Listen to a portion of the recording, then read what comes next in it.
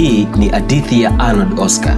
Kila asubuhi, wakati wengine bado wanaanza siku yao polepole, Arnold tayari yupo sokoni. Hapa ndipo maisha yake yanapoendelea kila siku, katikati ya kelele za watu, mizigo na harakati zisizoisha. Kwa wengi, kubeba mizigo ni kazi tu, lakini kwa Arnold ni zaidi ya kazi. Ni sehemu ya safari yake, safari ya kufika mbali zaidi ya hapa alipo leo. Kiukweli nilitoka nyumbani nakuja kazini na kwa sijui napata kazi au vipi, maana nikitoka nyumbani nakuja na kodi toroli kwa siku 1000. Kwa hiyo nakaa kijiweni muda kama wa masaa mangapi ndo napata kazi. Kwa kweli kazi ninazozifanya ni kazi tu za kawaida za kusukuma toroli. Kwa hiyo kazi zetu hivi kama unavyoona tunatumia nguvu sana ili uje upate kipato cha kukizi matumizi ya familia tunazo nazo. Wakati mwingine anasukuma toroli akipita katikati ya watu na njia ni nyembamba sana, na wakati mwingine anabeba mizigo mizito mabegani mwake, akitembea hatua kwa hatua bila kusimama. Siku hazifanani, kuna siku nzuri na kuna siku ngumu, lakini jambo ni moja tu, nia yake ni kufika mbele zaidi.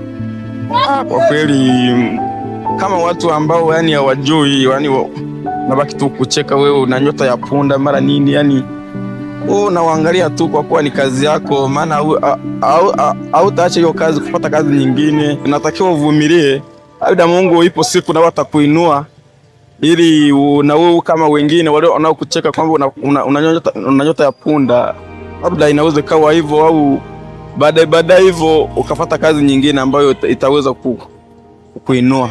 Watu wengi wanamuona akipita na mizigo mabegani, lakini hawajui nguvu inayohitajika kuendelea kila siku. Hawajui mawazo yanayobeba mwani mwake wakati akiwa hapa sokoni. Kwa sababu wakati mwingine katikati ya harakati zote hizi, Arnold anasimama kimya ndani yake. Anawaza kuhusu maisha yake, anajiuliza kesho yake itakuwaje. Anawaza kuhusu ndoto ambazo bado hajazifikia, ndoto ya maisha bora zaidi, ndoto ya kusaidia familia yake, ndoto ya kufika mbali zaidi ya hapa alipo leo. Kwa kweli kinachoendelea kunipush kama mimi, kinachoendelea kunipush ni familia yangu, maana siwezi kukaa nyumbani ili nisije kazini, kwa kuwa ni kazi ngumu eti nisije kazini. Natakiwa nije kazini nipambane, maana mwanaume umeumbiwa kufanya kazi yoyote ili ndio upate kura. Maana ukichagua kazi hapa mjini au utakura, lazima utaenda kuiba au utaenda kutapeli. Lazima ufanye kazi yoyote utakayopata. Kama leo hivi tulikuwa tumepata trifu ya mchanga, sema bosa kueleweka. Kwa leo watu walikuwa wameizarau kwa kuwa hiyo ni kazi ngumu, lakini kwangu mimi nimeona hiyo ni kazi rahisi ambayo nimezoea. Kama mimi msukuma toroli nimezoea kubeba mzigo yoyote ile ambayo yoyote kiasi fulani ya kilo, kuanzia kilo 100, 150 nabeba.